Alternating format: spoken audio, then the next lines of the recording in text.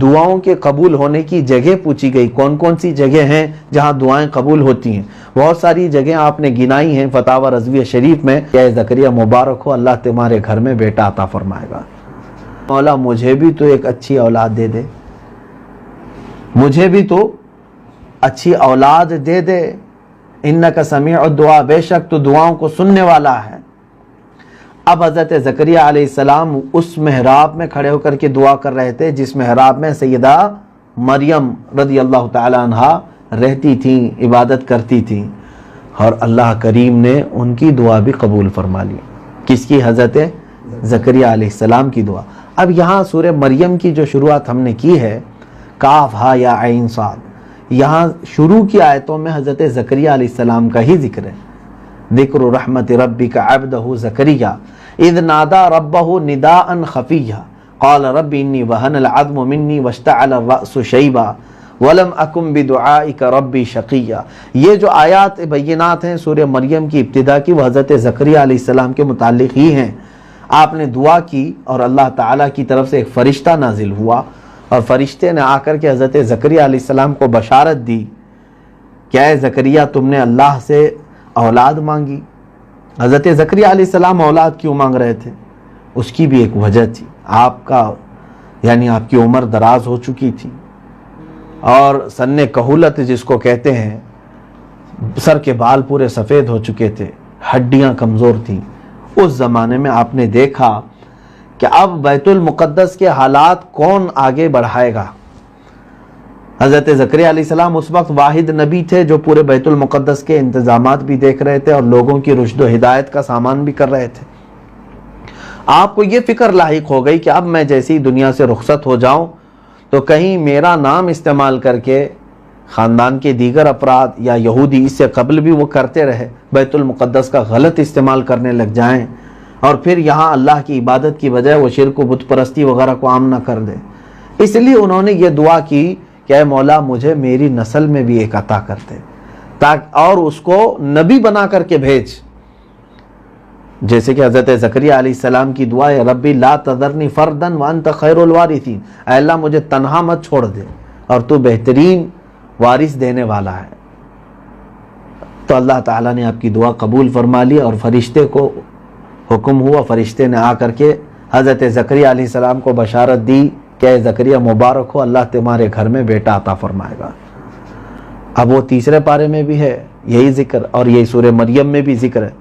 تیسرے پارے میں اس طرح ہے، فنادته الملائکۃ وهو قائم یصلی فی المحراب ان اللہ یبشرک بیحییٰ مصدقا بکلمات من اللہ وسیدا وحصورا ونبیا من الصالحین۔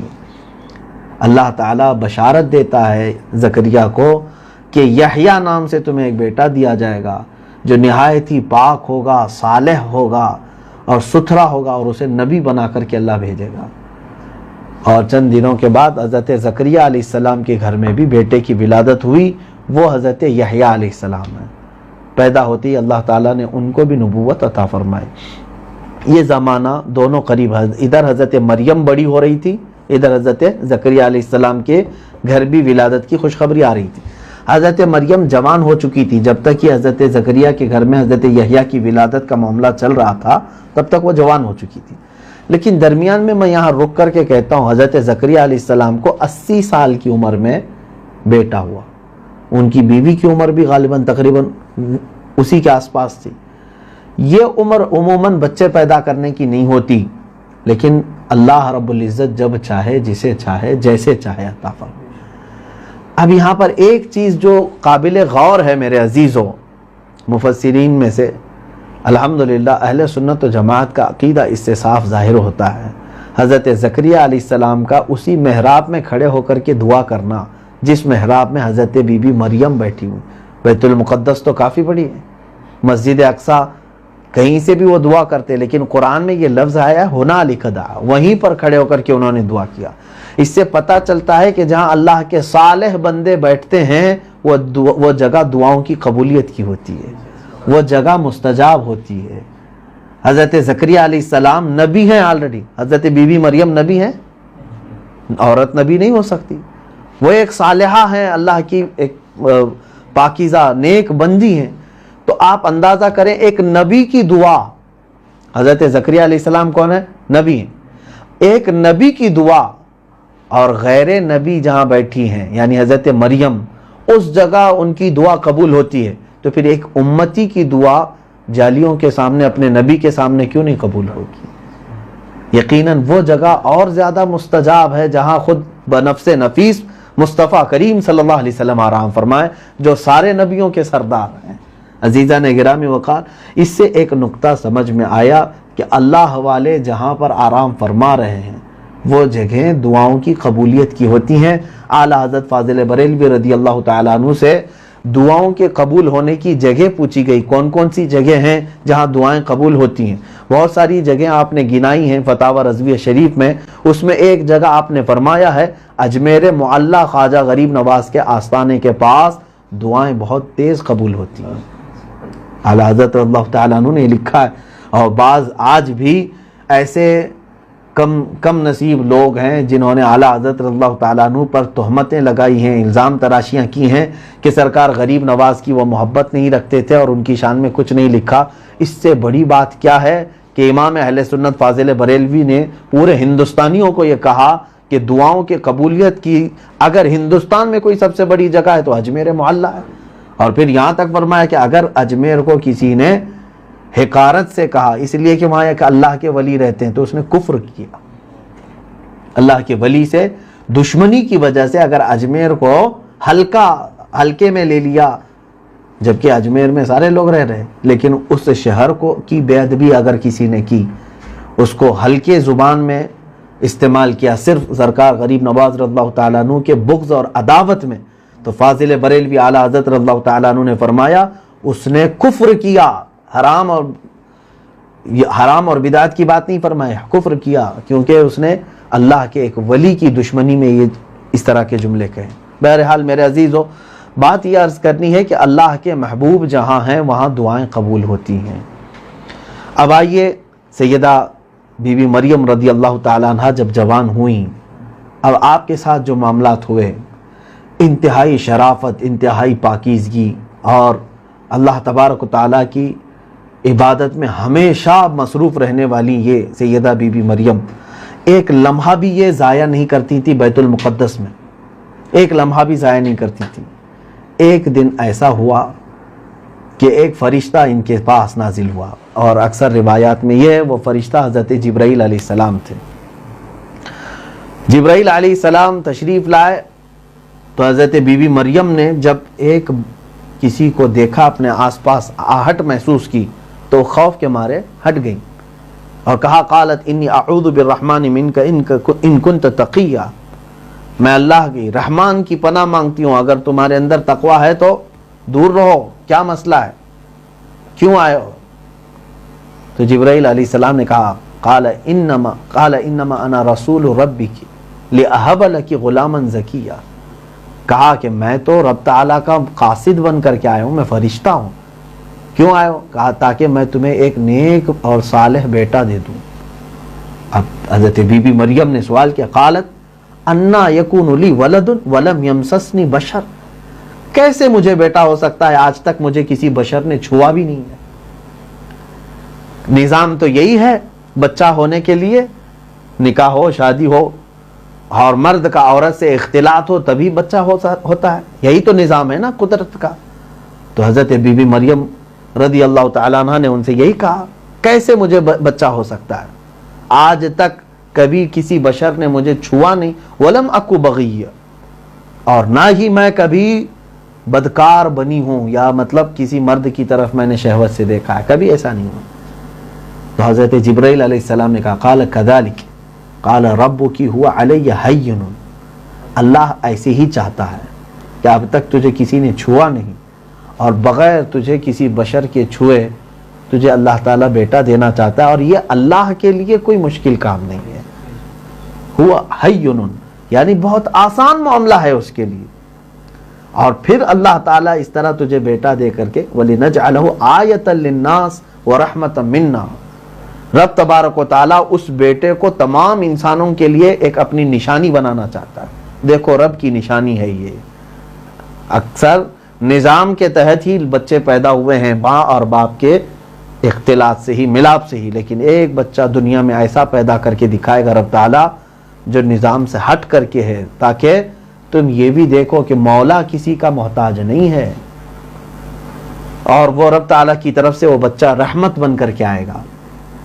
حضرت بی بی مریم نے یہ کہا، اور اس کے بعد حضرت بی بی مریم کو جبرائیل علیہ السلام نے کہا، پھر ان کے دامن پر آپ نے پھونک ماری، دور سے ہی آپ نے پھونک دیا۔ جیسے حضرت جبرائیل علیہ السلام نے پھونک ماری، حضرت بی بی مریم کو حمل ہو گیا، حمل کے آثار ان کو نظر آئے۔ اب حضرت جبرائیل علیہ السلام وہاں سے تو چلے گئے، سیدہ بی بی مریم اس حمل کو لے کر مسجد اقصی بیت المقدس میں رہنے لگی، لیکن جب حمل کے آثار دکھنے لگ گئے تو سب سے پہلے جس شخص کو یہ معلومات ہوئی وہ آپ کا خلیرہ بھائی تھا یا کزن تھا، یوسف نجار، جن کا نام بتایا گیا ہے، اور بعض روایات میں یہ ہے کہ آپ کی ان سے منگنی بھی ہو چکی تھی۔ تو یوسف نجار کو یہ حمل کے علامات دکھ گئے تو ظاہر سی بات ہے وہ اس کے ذہن میں عجب طرح کے وسوسے آنے لگے، مریم اور حمل کیسے ہو سکتا ہے؟ اس وقت پاکی میں اگر کوئی قسم کھاتا تو حضرت مریم کی نام سے قسم کھاتا تھا۔ دنیا میں اتنی آج بھی ہے، بی بی مریم کا نام ہی پاکی کے لیے لیا جاتا ہے۔ تو یوسف نجار کے دماغ میں یہ خیال بھی آیا کہ مریم کو ایسا کیسے ہو گیا۔ پھر جب ان کی عبادت دیکھتا، زہد و تقوی ایک لمحے کے لیے بھی یہ نکلتی نہیں ہے اپنے محراب سے، تو پھر دل میں یہ ہوتا کہ میں شک نہیں کر سکتا۔ آخر اسی شش و پنج میں ایک دن پوچھ لیا، کہا کہ اے مریم، مجھے دماغ میں ایک سوال آتا ہے، میں چاہتا ہوں کہ تشفی ہو جائے۔ کیا دنیا میں کبھی کسی زمین پر بغیر بیج کے فصل آئی ہے؟ کھیتی میں اگر کوئی بیج نہ ڈالے اور فصل آ گئی ہے؟ اس طرح سے گھما کر کے سوال کیا۔ حضرت بی بی مریم نے کہا کیوں نہیں، اللہ اگر چاہے تو بغیر بارش بغیر بیج کے فصل نکالتا ہے، اللہ کے لیے آسان ہے، کیا تم رب تعالیٰ کی قدرت پر شک کرتے ہو؟ اس نے کہا نہیں، مجھے رب تعالیٰ کی ذات پر کوئی شک نہیں، وہ کن کہتا ہے تو ہو جاتی ہیں چیزیں۔ تو حضرت بی بی مریم نے کہا تم صرف بیج کی بات کر رہے ہو، اللہ تبارک و تعالیٰ نے جس بچے کو دنیا میں لانا ہے، باپ نہیں ہے نا، ماں تو ہے، لیکن کریم خدا رب ذوالجلال نے بغیر باپ اور بغیر ماں کے آدم کو پیدا کیا ہے۔ باپ بھی نہیں ہے، ماں بھی نہیں ہے، تو اس کے لیے یہ صرف بغیر باپ کے پیدا کرنا کون سا مشکل کام ہے؟ اللہ تبارک و تعالیٰ کے لیے کوئی مشکل نہیں۔ تو اس کو تشفی ہوئی۔ پھر یہ بات جب پھیلی بنی اسرائیل میں، بنی اسرائیل ایک ڈھیٹ قوم ہے اور اکثر یہ چھوٹی چھوٹی چیزوں میں پڑے رہنا، ہر بات پر سوال کرنا، اعتراض کرنا ان کی عادتیں رہی ہیں۔ تو بنی اسرائیل میں جب یہ باتیں پھیل گئیں تو وہ حضرت بی بی مریم کو طعن و تشنیع کرنے لگیں کہ بیت المقدس سے ان کو نکالنا چاہیے، پھر ان سے کوئی بڑا گناہ ہو چکا ہے، معاذ اللہ، تہمتیں لگانا شروع۔ حضرت سیدہ بی بی مریم کو جب یہ خبریں ملنے لگی تو آپ خود ہی بیت المقدس سے دور چلی گئیں، آبادی سے ہٹ گئیں، اپنی قوم سے چلی گئیں، کیونکہ اللہ تعالیٰ نے آپ کو القاء فرمایا۔ اب بچے کی ولادت کا وقت قریب آ گیا۔ جب قریب آیا تو آپ بستی سے دور کھجوروں کی، جہاں پر ایک جھنڈ تھے، بہت سارے درخت تھے، ان کے بیچ چلی گئیں۔ اب درد زہ شروع ہوا، وہ بھی واقعات اللہ نے بیان فرمائے۔ فَأَجَاءَهَا الْمَخَاضُ إِلَى جِذْعِ النَّخْلَةِ، یعنی وہ اسی خوف سے ایک کھجور کے تنے کے پاس یا اس کے جڑ کے پاس آ کر بیٹھ گئیں، اور سخت شدت کا درد ان کو ہونے لگا۔ اب اندازہ کریں کہ حضرت بی بی مریم نے جو اس وقت کہا، انہوں نے کہا یا لیتنی مت قبل ھذا وکنت نسیا منسیا، اے کاش میں اس سے پہلے مر گئی ہوتی، اتنا درد۔ تو درد زہ جو ہوتا ہے، ڈیلیوری کا جو درد عورتوں کو ہوتا ہے، وہ بہت زیادہ سخت ترین ہوتا ہے، ان کی آزمائش ہوتی ہے میرے عزیز، ہم سمجھ نہیں سکتے اور کوئی مرد اس کو ایکسپلین نہیں کر سکتا۔ جو عورتیں اس درد سے گزرتی ہیں وہی جانتی ہیں، بس اتنا سمجھ لیں کہ وہ موت کے منہ میں جا کر واپس آتی ہیں۔ روح نکلنے کے وقت اس کے لیے جتنے درد ہوتے ہیں، قریب قریب وہ موت کے منہ کے قریب جا کر کے وہ واپس آتی ہیں، اس طرح شدت کے درد وہ برداشت کرتی ہیں۔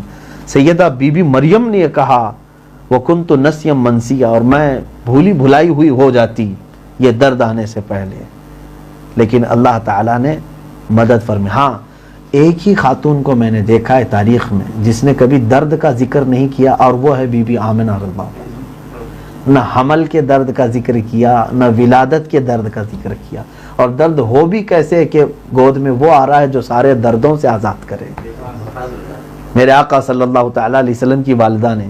بہرحال حضرت سیدہ بی بی مریم جب اس درد کی شدت سے عرض کر رہی تھی بارگاہ الہی میں، اللہ تعالیٰ نے قرآن میں یہ بھی فرمایا فناداہا من تحتہا اللہ تحزنی، اللہ تعالیٰ نے انہیں آواز دی، اور ایک روایت ہے فرشتے نے آواز دی کہ نہ گھبراؤ، پریشان مت ہو، غمگین مت ہو، قد جعل ربکی تحتکی سریہ، اللہ تبارک و تعالیٰ تیرے پیروں کے نیچے سے ایک چشمہ جاری کرے گا، اور پھر درخت کے اس تنے کو پکڑو اور ہلاؤ، پکی کھجوریں گریں گی۔ حضرت بی بی مریم نے درخت کو ہلایا تو ان کے اوپر پکی کھجوریں گریں، آپ وہ پکی کھجوریں لے کر کھانے میں مصروف تھیں، تب حضرت عیسیٰ علیہ السلام کی ولادت ہوئی۔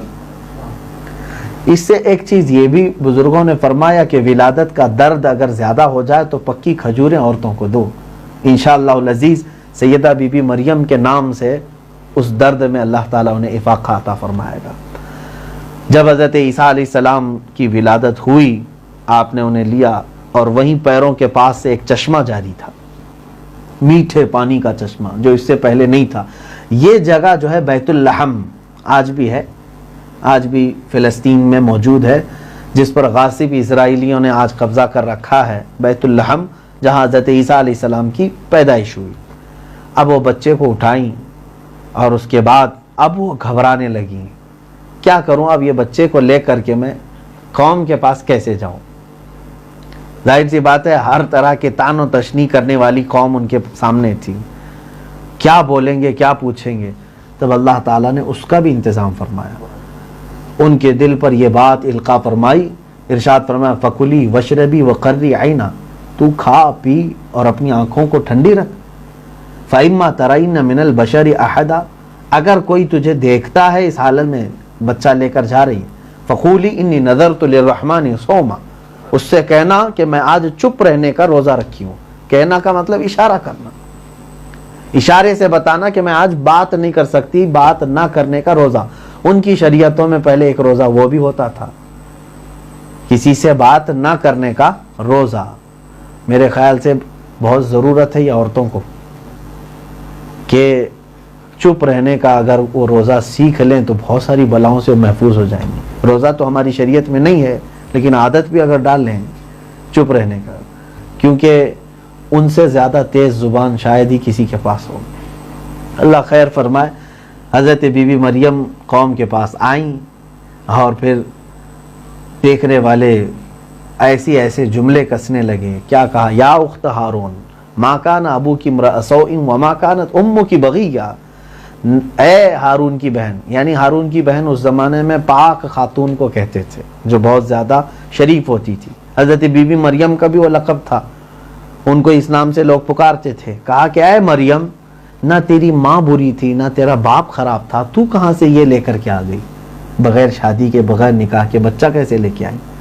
تو حضرت بی بی مریم نے کہا بات نہیں، آج چپ رہنے کا روزہ ہے، اور اپنے بچے کی طرف اشارہ کرنے، فاشارت الیہ، تم کو جو کچھ بھی بات کرنا ہے اس سے بات کرو، اس سے پوچھو، اشاروں میں کہا۔